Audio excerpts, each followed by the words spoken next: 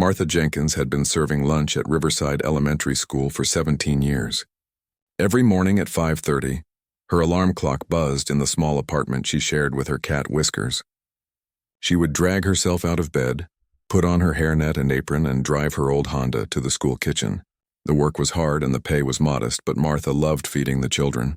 She took pride in making sure every tray had a warm meal, even if the district budget only allowed for basic ingredients. Her specialty was mac and cheese, not the powdered kind from a box, but real mac and cheese made with a blend of sharp cheddar, a touch of cream, and her secret ingredient that she never told anyone about: a pinch of smoked paprika and just a hint of nutmeg. The children called it magic mac and cheese because it tasted nothing like cafeteria food. On Thursdays, when mac and cheese was on the menu, the lunch line stretched twice as long. Kids who normally brought lunch from home would beg their parents for lunch money just to taste Martha's creation. Principal Henderson often joked that Martha should open a restaurant. She would laugh and wave him off, saying she was too old to start over. At 52, Martha felt her best years were behind her. Her ex-husband had left her a decade ago. Her daughter lived 3 states away with her own family, and most days blurred together in a routine of chopping, stirring, and serving. But the smiles on those young faces made everything worthwhile. One Thursday afternoon in late September, something unusual happened. Martha was cleaning up the kitchen after the lunch rush when she noticed a strange humming sound. At first, she thought it was the industrial refrigerator acting up again. The school board had been promising to replace it for 2 years. But the sound grew louder, more musical, like a choir singing in a language she couldn't understand. The fluorescent lights flickered, and the metal serving spoons began to vibrate on the counter. Martha stepped toward the back door that led to the loading area where delivery trucks dropped off supplies. The humming intensified. Through the small window in the door, she saw a bright blue light flooding the parking lot. Her heart hammered in her chest. She thought maybe there was a fire, or some kind of electrical problem with the power lines. But when she pushed open the door, what she saw made her drop the dish towel she'd been holding. Hovering above the asphalt was something that looked like it had been pulled straight out of a science fiction movie. A massive ship, sleek and silver, with panels that glowed with that same electric blue light. It was completely silent now, just floating there about 10 feet off the ground. Martha's mind raced. She should run. She should call someone, but her feet felt glued to the concrete step. A section of the ship's hull slid open, and a ramp extended down to the parking lot. 3 figures emerged, walking down in single file. They were humanoid, but clearly not human. Their skin had a faint purple tint, and their eyes were too large, too bright, like polished obsidian. They wore what looked like military uniforms, dark armor with glowing symbols across the chest plates. The one in front was taller than the others, easily 7 feet, with broad shoulders and a presence that commanded attention. Martha's survival instinct finally kicked in. She turned to run back into the kitchen, but the tall figure raised a hand and spoke. To her absolute shock, the words came out in perfect English, though the voice had a strange echo to it, as if 2 people were speaking in unison. "Please do not be alarmed. We mean no harm to you or your settlement." Martha froze. Settlement? Did they think Riverside was some kind of colony? She slowly turned back around, keeping one hand on the doorframe in case she needed to make a quick escape. Her voice came out shaky. "What do you want?" The tall figure took a step forward, and the other 2 remained at attention behind him. "I am Commander Zekthor of the Andromeda Defense Coalition. My crew and I have been monitoring your planet's broadcasts and cultural transmissions. We are explorers and peacekeepers tasked with studying developing civilizations." Martha blinked. This had to be a dream. Maybe she'd fallen asleep during her break and hit her head on the counter. But the cool September breeze on her face felt real. The smell of the dumpster near the loading dock was definitely real. "Okay," she said slowly, trying to keep her voice steady. "And why are you in my school parking lot?" Commander Zekthor's large eyes seemed to brighten. "We detected an unusual energy signature emanating from this location. Our sensors indicated the presence of a compound with remarkable molecular properties. After cross-referencing with your planet's data streams, we traced the signature to a substance you call mac and cheese." Martha's jaw dropped. "You're here because of my mac and cheese?" The commander nodded, a very human gesture that looked odd coming from him. "Not just any mac and cheese. Your specific preparation. The molecular bond structure of your cheese sauce creates a harmonic resonance that our instruments detected from orbit. We initially believed it might be a new form of energy source or communication technology. Martha couldn't help it. She laughed. It started as a nervous giggle but grew into a full belly laugh. Here she was, a lunch lady from a small town being visited by aliens because of her cooking. The absurdity was too much. Commander Zekthor tilted his head, studying her. You find this amusing? I find this insane, Martha said, wiping tears from her eyes. But sure, yeah, it's my mac and cheese. I make it every Thursday. What about it? The commander's expression grew serious if Martha was reading his alien features correctly. In our coalition, there are 73 member species spanning 14 galaxies. We have tasted and cataloged foods from countless worlds, but never have we encountered something with this precise combination of flavor complexity and what you might call emotional resonance. When we analyzed the residual particles in your atmosphere, our cultural specialist insisted we investigate further. One of the other aliens, slightly shorter with more delicate features, stepped forward and spoke in a softer voice. Commander, with respect, we should share the full context. Zekthor nodded. Indeed, Lieutenant Vesh is correct. The truth is, we are not merely explorers. The Andromeda Coalition is currently engaged in a prolonged conflict with an aggressive faction known as the Void Collective. The war has lasted for 6 of your centuries. Morale among our forces is at historic lows. Soldiers forget why they fight. The taste of home is a distant memory for many. Martha was starting to understand, though it still felt like the strangest conversation of her life. You want my mac and cheese for your troops? More than that, the commander said. We want to understand it, to learn if it can be replicated, and perhaps to employ your expertise in creating sustenance that does more than fill stomachs. Your food brings joy. That is a weapon in itself against despair. Martha looked back at the kitchen door, then at the alien ship, then at the 3 extraterrestrial beings standing in her school parking lot. A small part of her brain was screaming that this was dangerous, that she should run or hide. But a larger part, the part that had spent 17 years making sure kids got good hot meals, felt something else entirely. Pride, purpose, and maybe just a hint of excitement about something new. She crossed her arms and looked Commander Zekthor straight in his massive eyes. If I help you, I have conditions. Commander Zekthor studied Martha with those large, unblinking eyes. Behind him, the other 2 aliens exchanged glances. Martha got the feeling they weren't used to being given conditions by anyone, let alone someone from what they probably considered a primitive planet. What conditions do you propose?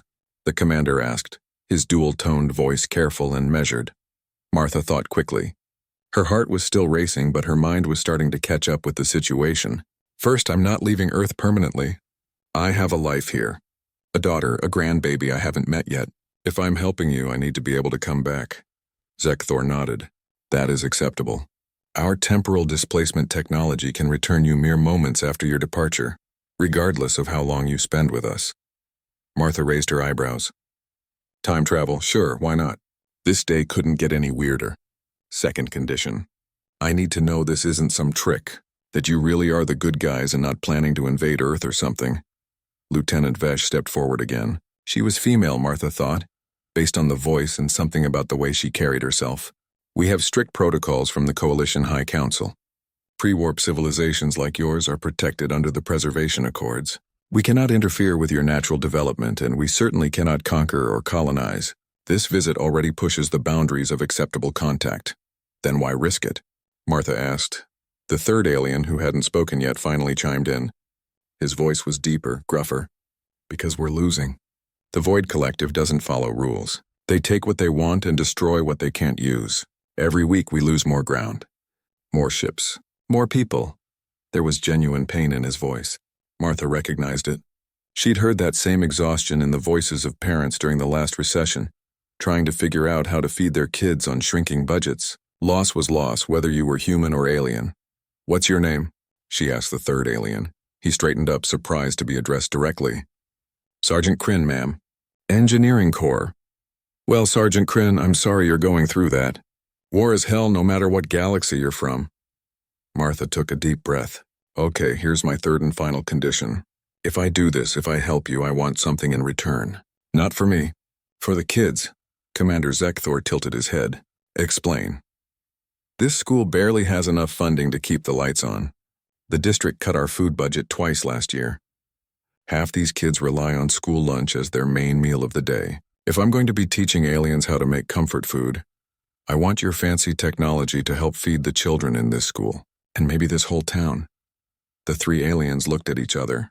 Martha could almost see them having a silent conversation, probably through some kind of telepathy or advanced communication system. Finally, Zekthor turned back to her. "Your request aligns with our core values. The coalition exists to protect and nurture life. We can provide you with sustainable food production technology that will appear to be the result of human innovation. No one will know of our involvement. Is this acceptable?" Martha felt a weight lift from her chest. If this was real, if she wasn't having some kind of breakdown, then maybe something good could come from this bizarre situation. "Deal. But I need to leave a note for Principal Henderson, and I need to make arrangements for my cat." Lieutenant Vesh actually smiled, revealing teeth that were a bit too sharp but not threatening. "We can retrieve your cat and bring her aboard if you wish. Many of our crew members find companionship with earth animals to be soothing." "Whiskers is going to lose her mind," Martha muttered, but she nodded. "Okay, give me 20 minutes to close up the kitchen and write that note." The aliens waited by their ship while Martha went back inside. Her hands shook as she wrote a quick note saying she had a family emergency and had to leave town for a few days. She asked the principal to get someone to cover her shifts. Then she grabbed her purse, locked up, and walked back out to the parking lot where 3 aliens and a spaceship were waiting for her, like this was the most normal thing in the world. The interior of the ship was nothing like Martha expected. She'd seen science fiction movies where everything was sterile and white, all sharp angles and blinking lights. This was different. The walls had a warm bronze tone and the lighting was soft and natural. It felt more like walking into a really modern hotel than a military vessel. "We believe environments should support well-being," Lieutenant Vesh explained as she led Martha through a corridor. "Harsh, cold spaces create harsh, cold thinking. Our ships are designed to feel like home." They passed other crew members and Martha was startled by the variety. Not everyone was purple-skinned like her 3 escorts. She saw beings with scales, others covered in what looked like soft fur, one who seemed to be made of crystalline structures that caught the light. But they all wore similar uniforms, and they all nodded respectfully as Commander Zekthor passed. They entered what appeared to be a meeting room.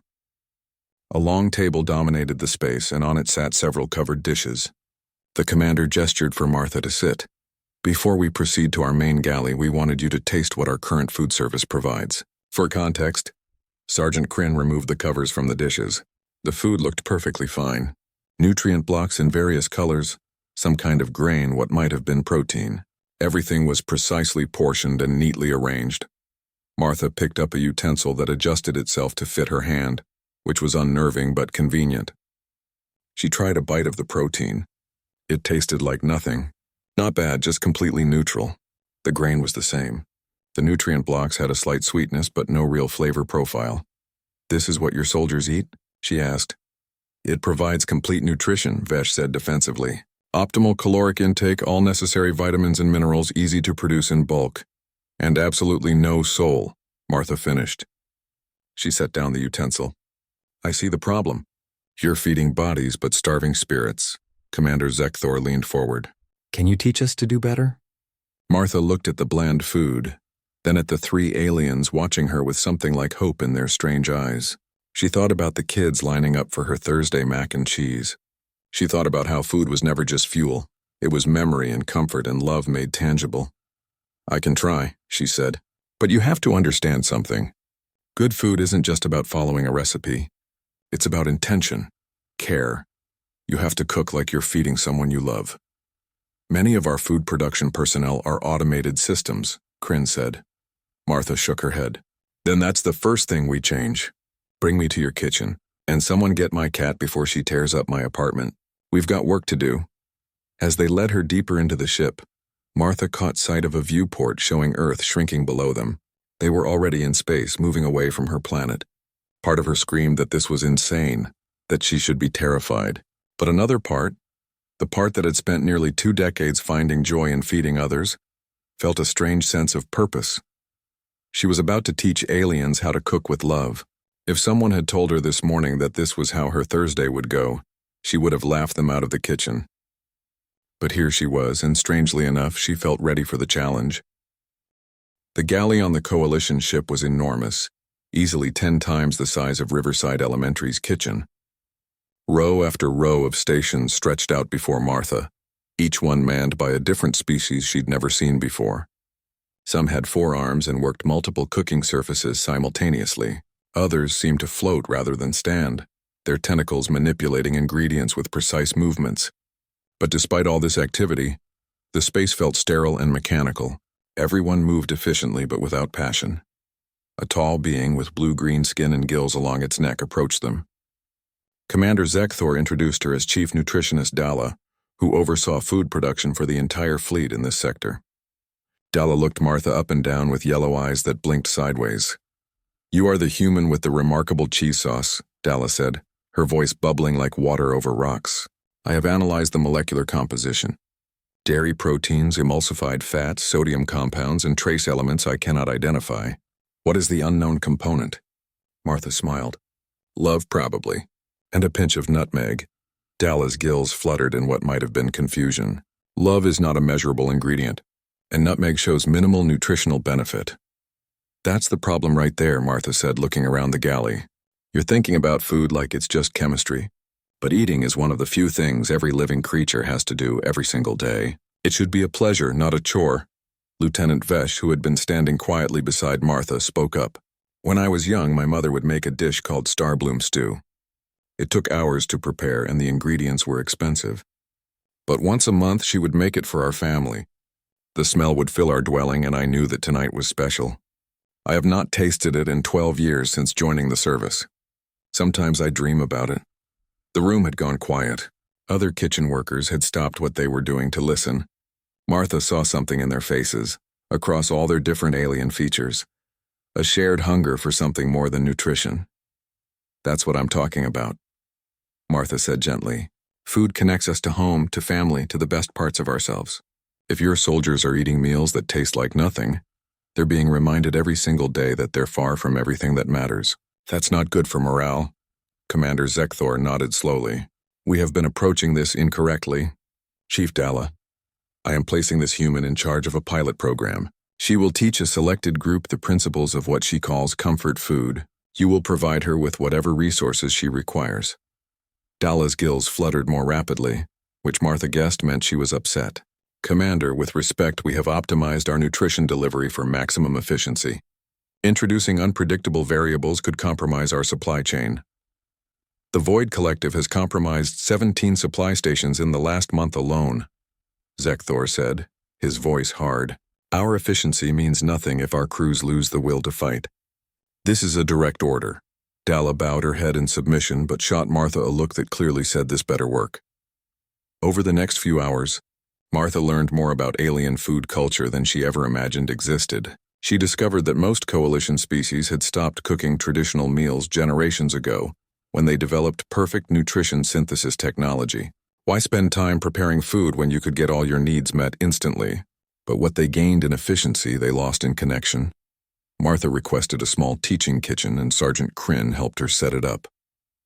She asked for 20 volunteers from different species to be her first students. When she explained what she wanted to teach, the response was overwhelming.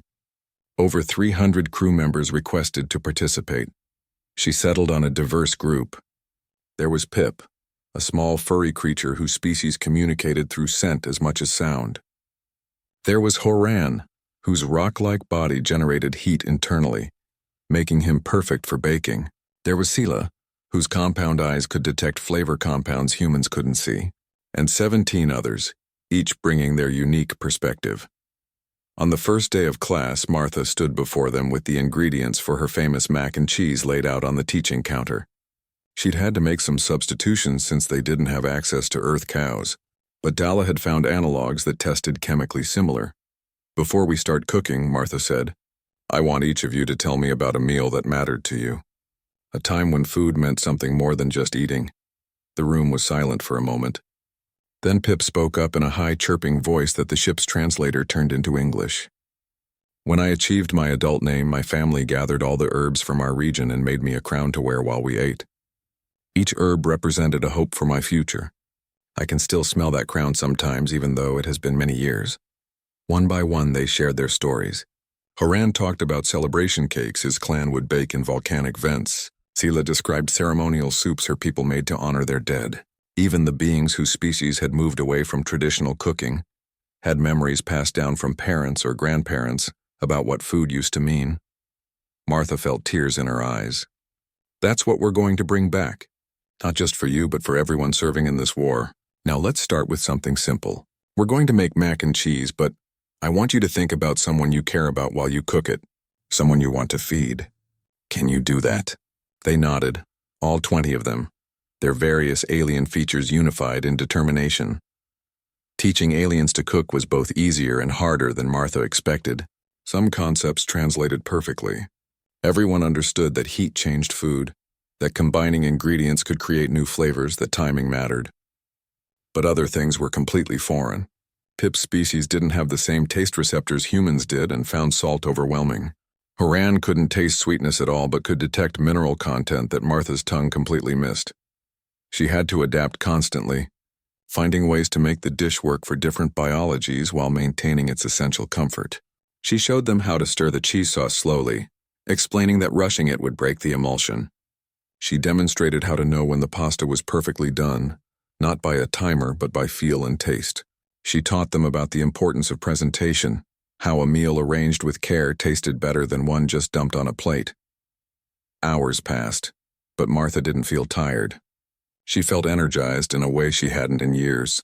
These beings from across the universe were hanging on her every word, treating her simple knowledge like it was precious wisdom. Finally, they were ready to taste their creations. Each student had made their own version of mac and cheese, adapted for their biology but following the core principles Martha had taught. The room filled with the smell of melted cheese and herbs, and for the first time since Martha had boarded the ship, it felt like a home rather than a machine. Commander Zekthor entered the teaching kitchen, drawn by the unusual aromas.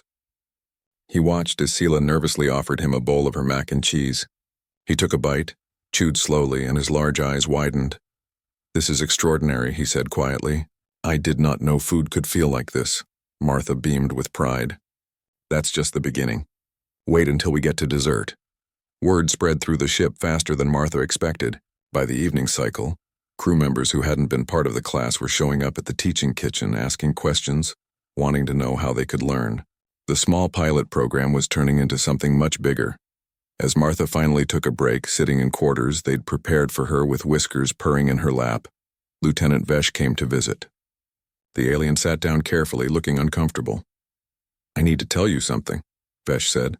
"The Council may not approve of what you are doing here. They value tradition and established protocol. Introducing human culture to coalition forces could be seen as contamination." Martha scratched Whiskers behind the ears. "Are they the ones fighting this war?" "No, the Council observes and advises from their protected worlds." "Then maybe they need to remember what they're fighting for," Martha said firmly. "You can't ask people to die for something if you won't let them live first. And living means more than just surviving." Vesh was quiet for a long moment. Then she smiled, that sharp-toothed smile that was becoming familiar. "You are either very wise or very foolish. Possibly both. But I believe you are what we need." 3 weeks had passed according to ship time, though Martha had lost track of what that meant relative to Earth. The teaching kitchen had expanded twice to accommodate demand.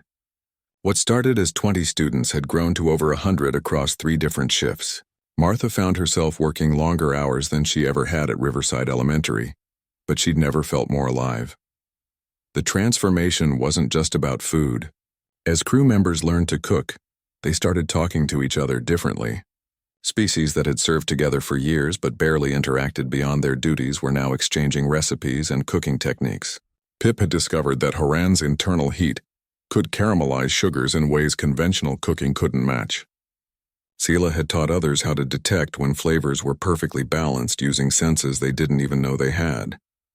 But not everyone was happy about the changes. Martha was preparing ingredients for an advanced class on soups and stews when Chief Nutritionist Dalla stormed into the kitchen, her gills flapping angrily. "This has gone too far," Dalla announced. "Production efficiency in the main galley has dropped by 18%. Crew members are requesting custom meals. The supply computer cannot keep up with the variety of ingredients now being ordered. You are disrupting decades of optimized systems. Martha set down her knife and wiped her hands on her apron. She'd brought the apron from Earth, and wearing it made her feel grounded even millions of miles from home. Dalla, I understand your concerns. But have you looked at the medical reports? What do medical reports have to do with food production? Lieutenant Vesh entered the kitchen carrying a data tablet. Over the past weeks, she'd become Martha's unofficial assistant and translator, helping bridge the gap between human cooking concepts and coalition understanding. I pulled the data this morning. Reports of stress-related illness are down 32% fleet-wide.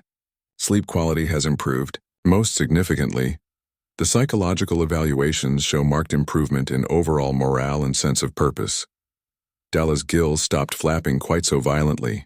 That seems statistically improbable. It's not just statistics, came a deep voice from the doorway.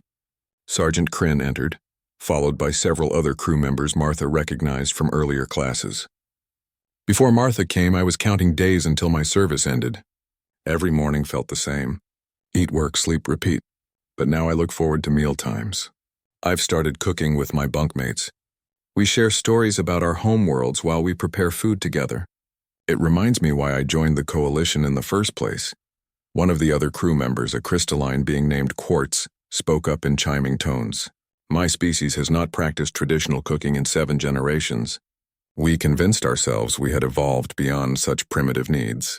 But learning from Martha has reconnected me to my ancestors. I understand them now in a way I never did from historical records. Martha saw something shift in Dalla's expression. The anger was fading, replaced by something that looked like curiosity or maybe longing. Your species abandoned cooking? Martha asked Quartz gently. We believed it was inefficient, a waste of time that could be spent on scientific advancement or artistic pursuits. But cooking is both science and art, Martha said. She gestured to the ingredients spread across the counter. Every time you combine these elements, you're running an experiment. And every time you plate a dish or present it to someone you care about, you're making art. You didn't lose something primitive. You lost something that makes us who we are, whatever species we belong to. Dalla moved closer to the counter, her yellow eyes examining the vegetables and proteins Martha had been preparing. What were you planning to teach today? Soup, Martha said. Specifically how to build layers of flavor. It's not just about throwing ingredients in a pot. You have to know what to add when, how to let things develop, when to be patient and when to act quickly. That sounds like strategic thinking, Dalla observed. All good cooking is strategic, Martha agreed. She made a quick decision. Stay for the class. Try it yourself. If you still think I'm disrupting things in a bad way afterward, I'll work with you to find a compromise. Dalla hesitated, then nodded. Within the hour, Martha was teaching a class that included both her regular students and the chief nutritionist, who had been her biggest critic. She demonstrated how to build a stock from scratch, explaining that good soup started with a foundation of rich flavor. She showed them how different ingredients release their essence at different temperatures and times. You add the aromatics first, Martha explained, sautéing onions and garlic in a large pot. They create the base note, the foundation everything else builds on. Then your heartier vegetables that need time to soften. The delicate herbs go in at the end, just before serving, so they don't lose their brightness.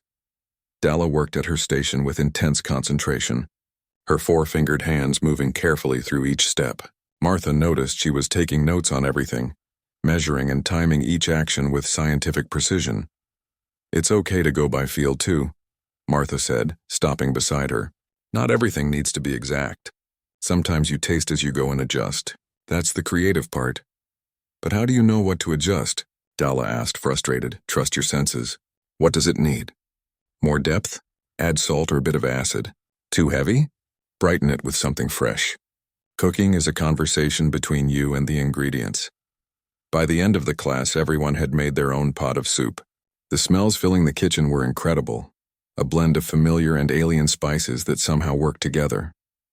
Martha had each student taste their neighbor's soup and give feedback, teaching them to articulate what they experienced.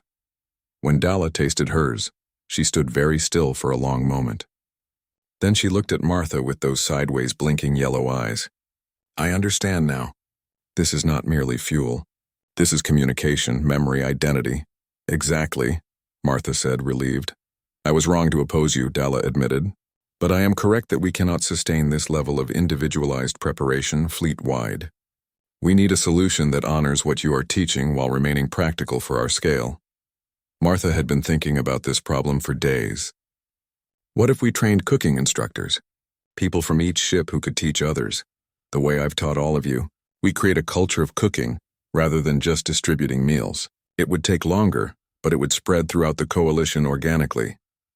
Dalla's gills fluttered in what Martha was learning to recognize as excitement, a cascading education model. Each teacher creates more teachers. Within a standard cycle, the entire fleet could have access to this knowledge.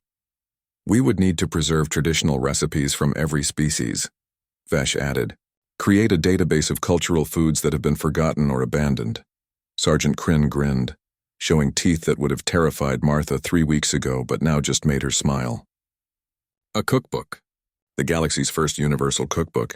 The idea took hold quickly. Martha spent the next several days working with a team to develop a curriculum that other instructors could follow. She recorded videos explaining basic techniques, wrote detailed guides on flavor principles that could apply across different biologies, and worked with species representatives to gather traditional recipes that had been lost to time. Commander Zekthor approved additional resources for the project. Soon Martha was conducting train-the-trainer sessions, teaching crew members how to teach others. It was exhausting but exhilarating. She saw her knowledge multiplying, spreading beyond what she could ever accomplish alone. One evening, as Martha was reviewing recipe submissions from across the fleet, Vesh came to her quarters looking nervous. Whiskers, who had become surprisingly popular among the crew, was being petted by a visiting engineer from a different ship. The Coalition Council has requested your presence, Vesh said quietly. They want to meet the human who is changing military culture. Martha's stomach dropped. Is that a good thing or a bad thing? I do not know.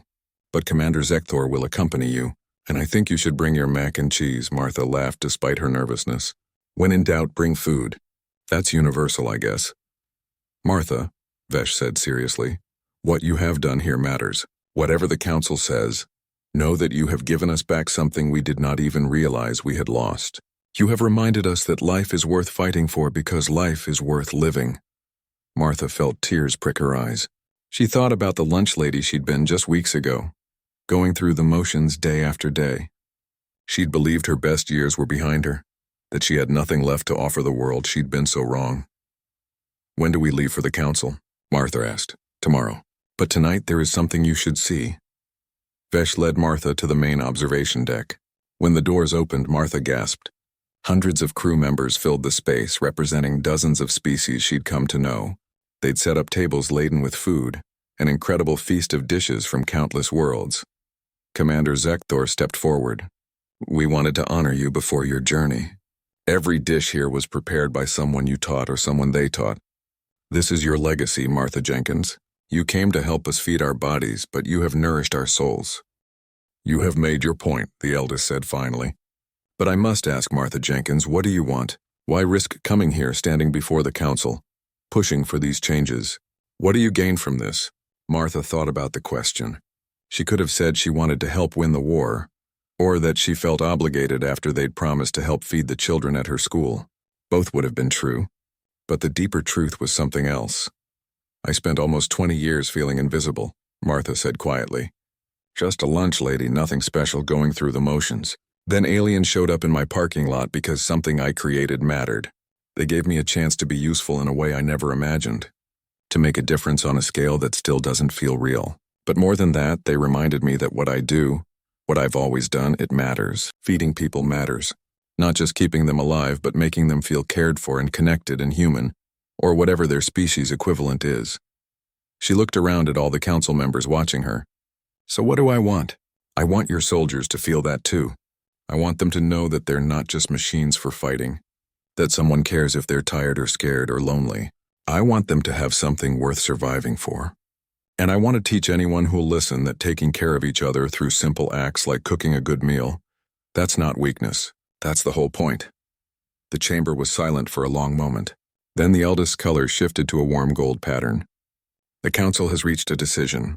Martha Jenkins, we grant official approval for your cooking education program. Furthermore, we are creating a new coalition position, Cultural Preservation and Sustenance Director. You will hold this title and be granted resources to expand your work fleet-wide. We will also establish a Department of Cultural Foods, tasked with recovering and preserving traditional cooking knowledge from all member species. Martha felt tears streaming down her face. Vesh squeezed her shoulder gently. Commander Zekthor was smiling, which looked strange on his alien features but was unmistakably proud. There is one condition, the eldest continued. You must help us remember what we have forgotten. Not just about food, but about the importance of maintaining our cultural identities even as we work together. The Void Collective wants to erase differences and create uniformity through force. We must prove that unity can exist alongside diversity, that we are stronger because of our differences, not despite them. I can do that, Martha said, her voice thick with emotion. I'd be honored. 6 months had passed since Martha's appearance before the council. 6 months in ship time, though thanks to their temporal technology, only 3 days had elapsed on Earth. Martha had called her daughter twice during breaks, making up stories about a consulting job that had her traveling. She hated lying, but how could she explain that she was traveling between star systems teaching aliens to make comfort food? The cooking program had exploded beyond anything Martha imagined. What started with 20 students on one ship had grown to over 50,000 trained instructors across the coalition fleet. Every vessel now had at least one galley dedicated to traditional food preparation. The Universal Cookbook had reached its 10th volume, with more recipes being submitted every day as species remembered or reinvented dishes from their past. But the most significant change wasn't measurable in statistics or reports. It was visible in the way crew members interacted. Martha saw it every day as she visited different ships, consulting with new instructors and helping solve problems. She saw mixed species cooking groups gathering during off hours, sharing techniques and stories. She watched as enemies turned allies from former conflict zones bonded over learning to prepare each other's traditional foods. The war against the Void Collective was far from over, but the coalition forces were pushing back for the first time in decades. Commanders reported that units with active cooking programs showed remarkable resilience under pressure. Soldiers fought harder because they had something to return to after battle, not just another identical nutritional meal, but real food prepared by friends who cared if they survived. Martha was reviewing construction, plans for permanent cooking schools on 3 coalition homeworlds when Lieutenant Vesh entered her office aboard the flagship. Vesh had been promoted to captain and now coordinated the cultural preservation programs across multiple sectors. More importantly, she'd become Martha's closest friend. I have news, Vesh said, her sharp-toothed smile wider than usual. The Void Collective has requested peace negotiations. Martha nearly dropped her data tablet. What, why? Intercepted communications suggest internal dissent. Apparently, some of their forces have been deserting to join us. When questioned, many cite reports of what they call the Comfort Revolution. They hear stories about coalition ships where crew members gather to cook and eat together, where cultural identity is celebrated rather than suppressed. The Void leadership's promise of strength through uniformity is losing its appeal. Martha sat down heavily in her chair. Food did that? Just teaching people to cook again? Not just food, Vesh corrected gently. What food represents? The Void Collective strips away individual identity and cultural heritage. They tell their members that such things are weaknesses that make them vulnerable. But our forces are proving the opposite. We are stronger because we remember who we are. We fight harder because we have something worth protecting beyond just survival. Whiskers jumped onto Martha's lap, purring loudly. The cat had become something of a mascot for the cultural programs, appearing in promotional materials and even having a breed of alien creature named after her. Martha scratched behind her ears absently, processing this information. So what happens now? Martha asked. Negotiations will take months, possibly years. But there is already talk of what comes after. The Council wants to establish cultural exchange programs with other civilizations, including Earth. When your planet is ready for contact, you will have helped pave the way for a different kind of first contact than most species experience. Martha felt a chill run down her spine. Earth isn't ready for this. We still fight wars over religion and resources. We have so many problems. Every civilization has problems, Vesh said. The question is whether you can hold on to what makes you human while working towards something better. You have taught us that identity and progress are not opposing forces. You can honor the past while building the future. That is a lesson Earth will need as well. Over the following weeks, Martha traveled across coalition space, visiting cooking schools and training programs she'd helped establish. She met with representatives from species she'd never encountered before, each sharing their food traditions and learning from others.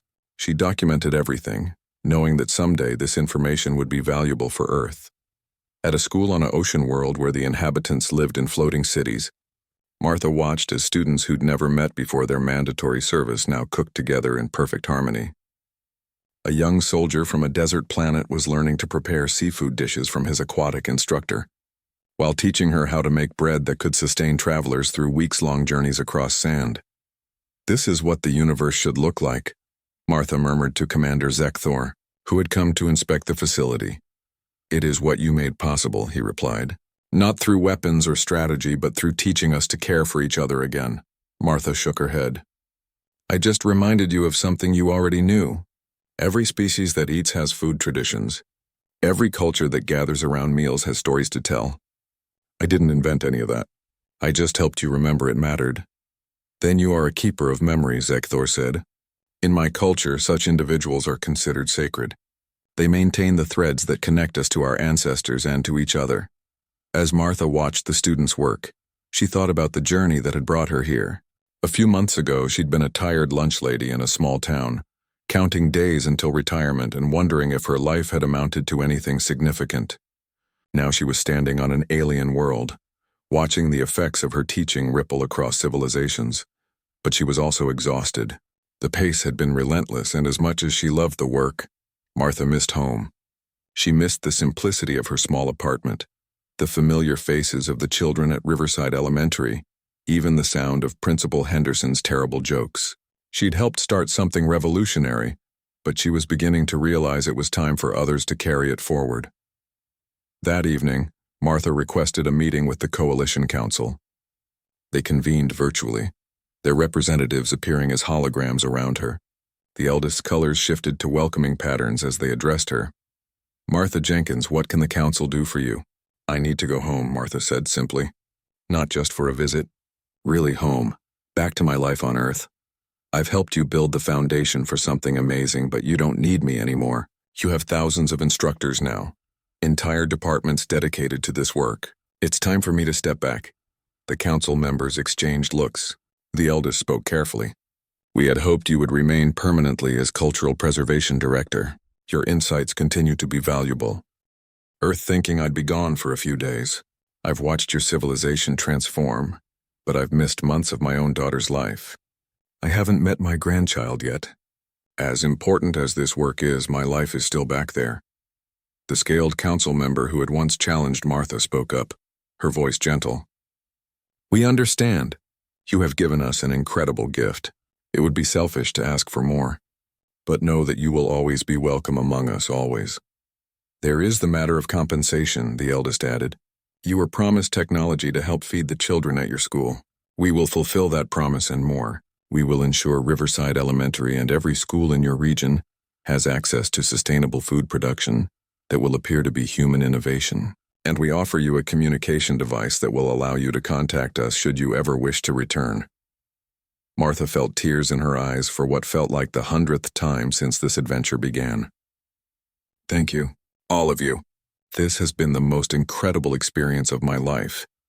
The preparations for her departure took several days. Martha said goodbye to the instructors she'd trained, the crew members who had become friends, the various species who had shared their cultures with her. Sergeant Kryn gave her a small sculpture he'd made from metal in the engine room, a representation of a cooking pot with flames beneath it. Chief Dalla presented her with the complete set of cookbook volumes, specially formatted so Martha could read them on Earth. Captain Vesh was the hardest goodbye. They sat together in the observation deck watching stars drift past, and Vesh held Martha's hand in her own oddly jointed fingers. "You changed my life," Vesh said quietly. "I was following orders, doing my duty, but I had forgotten how to live. You taught me that duty and joy are not opposites, that we can be serious about our mission while still celebrating the small moments that make life worth living." "You were the first one who believed in what I was trying to do," Martha replied. When everyone else saw just disruption, you saw possibility. I couldn't have done any of this without you." They hugged, an awkward cross-species embrace that somehow felt exactly right. When the time came, Martha stood in the transport room with Whiskers in her carrier, her bag full of alien cookbooks and gifts, and her heart full of memories.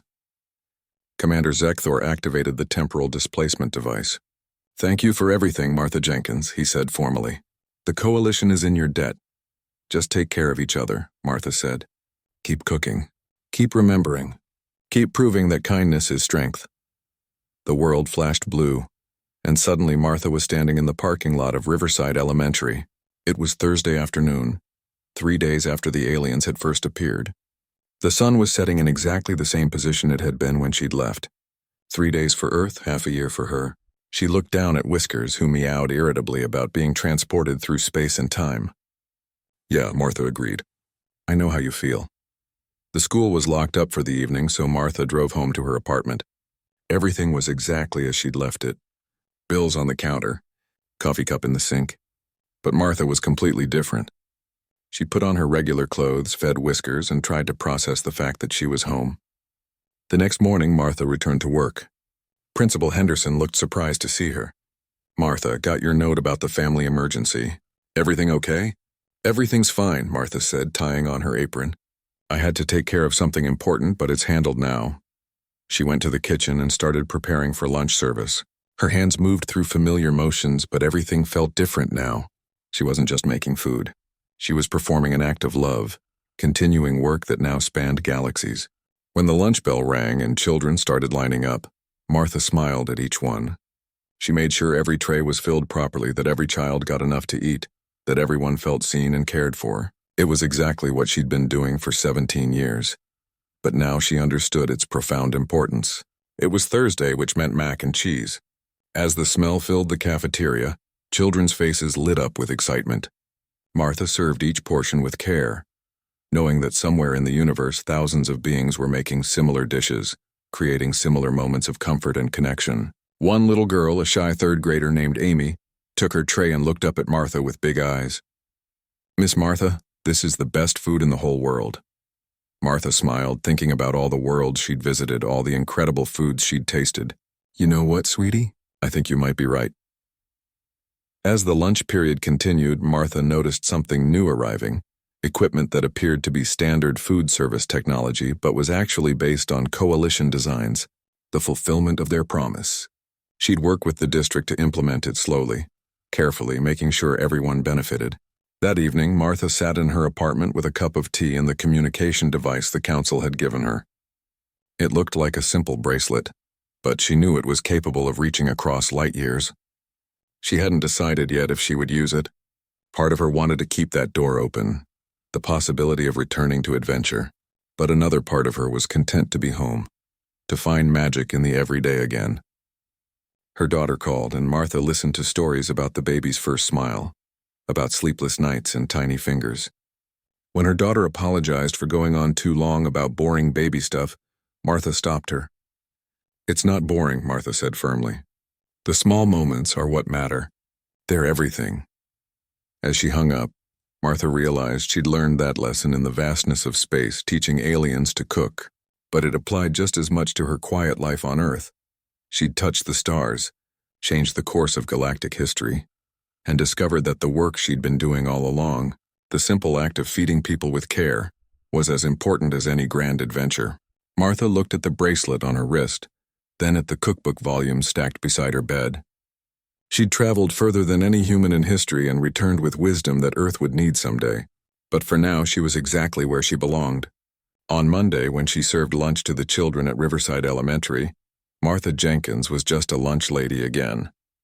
But she knew that she was also a teacher of thousands, a keeper of memory, a builder of bridges across worlds. She was proof that extraordinary impact didn't require special powers or chosen destiny. Sometimes it just required showing up, doing your work with love, and believing that feeding hungry people, whoever and wherever they were, mattered more than anything.